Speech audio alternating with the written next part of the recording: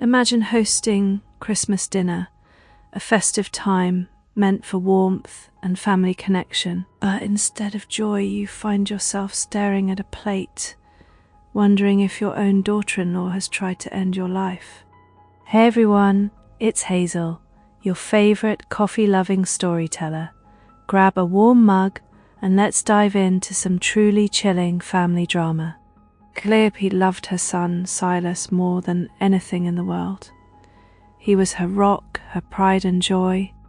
She had always dreamed of a harmonious family, especially once Silas found his life partner. That dream, however, started to fray at the edges the moment Silas introduced her to Margot. Margot was beautiful, yes, but there was an underlying tension, a coolness Calliope couldn't quite place. From the very beginning, their relationship felt less like family and more like a polite, ongoing competition. Margot seemed determined to assert her dominance, often subtly undermining Calliope's opinions or traditions. Calliope, ever a peacemaker, tried to ignore it, attributing it to new family jitters or different personalities. But over the years, Margot's actions grew less subtle and more openly dismissive, bordering on disrespectful. She'd make passive-aggressive comments about Calliope's home, her cooking, even her way of raising Silas. But Silas, caught in the middle, often seemed oblivious or chose to ignore the growing animosity between the two women. This made Calliope feel increasingly isolated, like she was losing her son to this new, often unkind influence. Despite the strained relationship, Calliope always hosted Christmas dinner. It was her tradition, her sanctuary.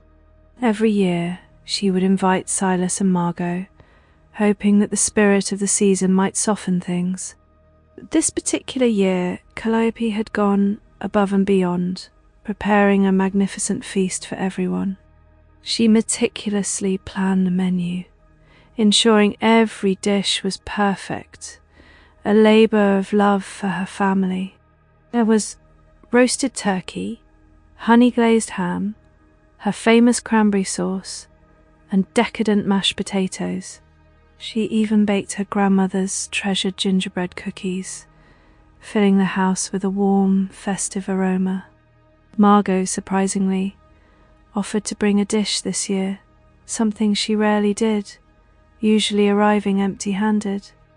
She said she wanted to contribute, bringing a special, quote-unquote, vegetarian stuffing for those who preferred it. Calliope, though a little surprised, was grateful. Maybe this was a sign Margot was finally trying to connect. Margot arrived on Christmas Eve, a day before dinner, carrying a large, heavy casserole dish. She insisted on putting her stuffing in the refrigerator herself, carefully placing it in a specific spot. Calliope noticed Margot seemed unusually nervous, almost twitchy, throughout their brief interaction. She brushed it off, thinking it was just the stress of the holidays. Perhaps Margot was feeling overwhelmed. Christmas morning dawned bright and cold, perfect for a cozy family gathering. Calliope woke early, already buzzing with the excitement of the day, despite the underlying tension. She started the final preparations, putting the turkey in the oven and setting the beautiful dining table. Silas and Margot arrived mid-morning, bringing gifts and a forced cheerfulness that felt paper-thin. As the guests began to arrive, the house filled with laughter and the sounds of holiday music. Calliope felt a familiar warmth, a flicker of hope that perhaps this Christmas would be different. She made sure to put Margot's vegetarian stuffing into the oven to warm up alongside the other dishes. Finally, dinner was served. The table groaned under the weight of the festive spread. Everyone complimented Calliope's cooking, praising her efforts and enjoying the meal. Margot, however, was strangely quiet, picking at her food and avoiding eye contact with Calliope. Calliope served herself a small portion of Margot's vegetarian stuffing, curious to taste it. She brought the fork to her mouth. The aroma seemed normal, a blend of herbs and vegetables. But as the first bite touched her tongue, an immediate, metallic, and acrid taste overwhelmed her. It wasn't just bad, it was profoundly wrong, unlike any food she had ever encountered. A burning sensation started in her throat, quickly spreading, making her eyes water. She looked up, her gaze meeting Margot's across the table. Margot's eyes were wide, almost triumphant. A chilling realization dawned on Calliope, a cold wave washing over her in the midst of Christmas cheer. This wasn't just bad cooking, this was a deliberate, malicious act meant to cause serious harm. Calliope instinctively spat the mouthful of gravy onto her plate, her stomach churning violently. The metallic, bitter taste lingered, like some industrial cleaner, not food. She felt a wave of nausea, her vision blurring slightly from the sudden shock and burning sensation. Margot's smile remained fixed, but her eyes held a glint, a silent challenge that confirmed Calliope's fears. Gideon, oblivious, was still chatting animatedly with his sister Thaddeus about some new gadget. Calliope needed to act quickly, without causing a scene, without alerting the whole family to this horror. She quietly pushed her plate away, trying to appear as if she simply wasn't very hungry. "Oh, are you feeling all right, Mother?" Margot asked, her voice dripping with feigned concern. The question was laced with an underlying menace, a knowing cruelty that sent shivers down Calliope's spine. "Just a little indigestion, dear," Calliope managed, her voice a strained whisper. She excused herself from the table, claiming she needed a moment to freshen up. As she stood, she subtly scraped a small amount of the tainted gravy onto a napkin in her hand.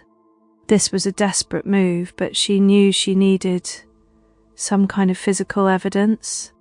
Her hands trembled as she walked down the hall, her heart pounding a frantic rhythm against her ribs. She found the nearest bathroom, her mind racing, trying to process the sheer audacity of Margot's actions. Locking the door, Calliope carefully folded the napkin, placing it into a small Ziploc bag she found in her purse. Who carries a Ziploc bag in their purse, you ask? A smart friend who's always prepared for anything. She splashed cold water on her face, trying to calm the racing thoughts and the lingering burning in her mouth. This wasn't just a slight, this was a clear attempt to cause serious harm, perhaps even something worse. Calliope knew she couldn't just accuse Margot without proof. She needed a plan, a strategy. She composed herself, took a deep breath, and returned to the dining room with a forced smile. The rest of the dinner passed in a surreal blur for Calliope, every interaction feeling heavy with unspoken tension. She watched Margot, who seemed to revel in the discomfort she had caused, her eyes constantly darting to Calliope. Gideon, bless his heart, seemed entirely oblivious to the sinister undercurrent flowing through his home. How could her son not see the venom in his wife's every carefully constructed word and gesture? Calliope managed to eat only small, safe portions of food she knew Margot hadn't directly handled. She made sure to avoid the gravy, the turkey, and anything that looked remotely suspicious. The dessert, a store-bought pie, offered a moment of relief from the paranoia. Finally, the agonizing dinner concluded, and the family began to disperse, exchanging polite goodbyes. Calliope hugged Gideon tightly, her message to him unspoken but profound. "I love you, son," she whispered, her voice thick with a mix of fear and determination. She glanced at Margot one last time, a silent promise of reckoning passing between them. As soon as Calliope arrived home, she immediately called her trusted friend, a brilliant legal mind named Silas. Silas listened patiently, his usual calm demeanour turning serious as Calliope recounted the horrifying tale. "You did exactly the right thing by securing a sample, Calliope," Silas stated gravely. "We need to get this analysed immediately, discreetly, and by a reliable, independent laboratory." He assured her that they would handle this with the utmost care and professionalism. Calliope felt a flicker of hope, a tiny ember of resolve in the pit of her stomach. This was not just about her, it was about protecting Gideon from a truly dangerous individual. The next few days were a blur of hushed phone calls and covert arrangements. Silas had connections, and within 24 hours the napkin sample was on its way to a private lab. Calliope tried to maintain a semblance of normalcy, but her mind was constantly replaying the dinner. The image of Margot's triumphant eyes, the burning in her throat, it was all too vivid. She knew she was facing a calculated, cold-hearted manipulator. But Margot had severely underestimated Calliope's resilience and her capacity for justice. The wait was agonizing, each passing hour stretching into an eternity for Calliope. She tried to busy herself, but her focus was constantly drawn to her phone, awaiting news from Silas. Every ring, every notification sent a jolt through her, hoping it was the lab's confirmation.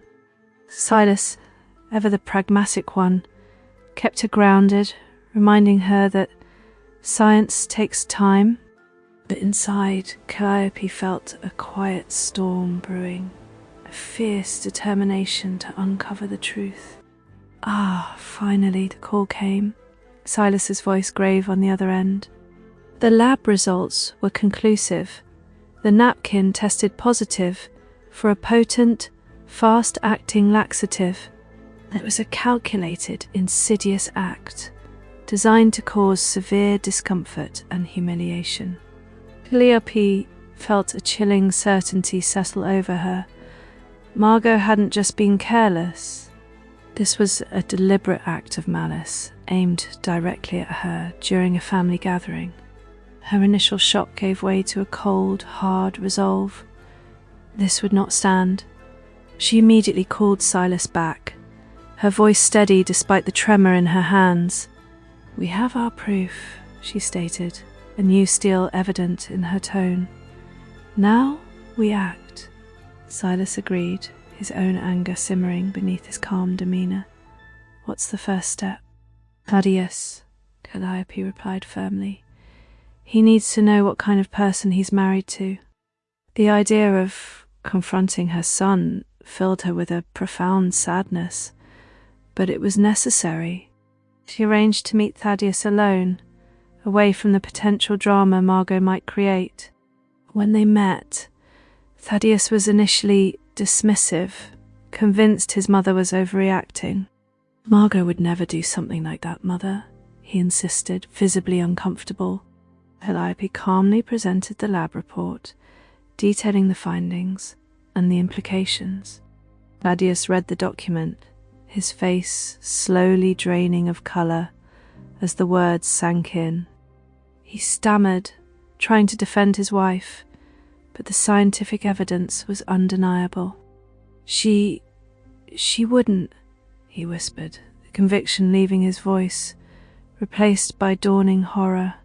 Calliope watched him, her heart aching for her son, yet resolute in her pursuit of justice. "She did, Thaddeus, and this isn't the behaviour of someone who loves or respects you." She explained Margot's pattern of manipulative behaviour, finally laying out the full picture. Thaddeus was forced to confront the harsh reality of his wife's true character. His world, built on trust and affection, began to crack under the weight of the revelation. He looked utterly lost, torn between loyalty to his wife and the undeniable truth before him. Calliope knew this would be difficult for him, but she couldn't allow Margot to continue. This betrayal ran deep, threatening not just Calliope but the very fabric of their family. She had to protect herself, her son, and their peace from Margot's insidious influence. Her revenge would not be loud or dramatic, but precise, strategic, and utterly dismantling. Calliope and Silas began meticulously gathering more evidence, strengthening their case. They contacted a discreet family law attorney, outlining the situation and their concerns. Every interaction with Margot from that point forward was carefully documented and observed. Calliope maintained a civil, if distant, demeanour, giving Margot no indication of what was coming. Margot, oblivious, continued her passive-aggressive antics, believing she had won. She had no idea that Calliope was already several steps ahead, planning her strategic countermove. This was no longer just about a bad Christmas dinner, it was about accountability. Calliope was determined to ensure Margot faced serious consequences for her actions. She would protect her family and her peace, no matter how difficult the path ahead.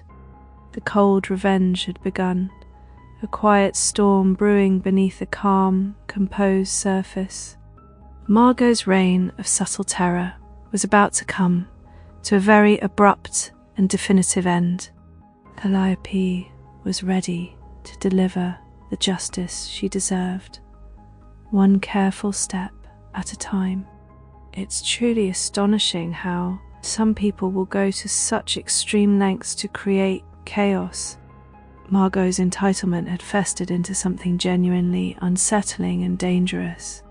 Think about the audacity, the sheer nerve to attempt something like that at a family dinner.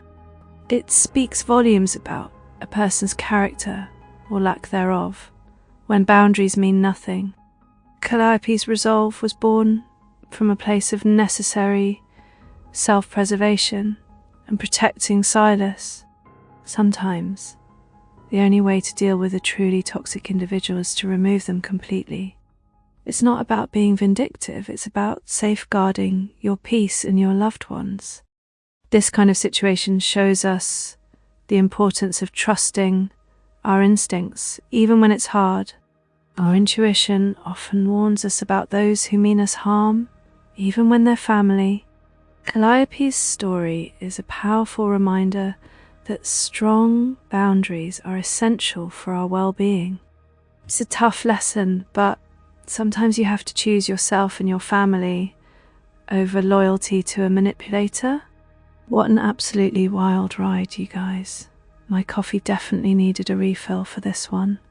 So, what do you think about Calliope's approach to dealing with Margot's outrageous behaviour?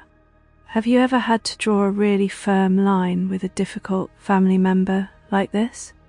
Let me know your thoughts in the comments down below, and let's chat about it.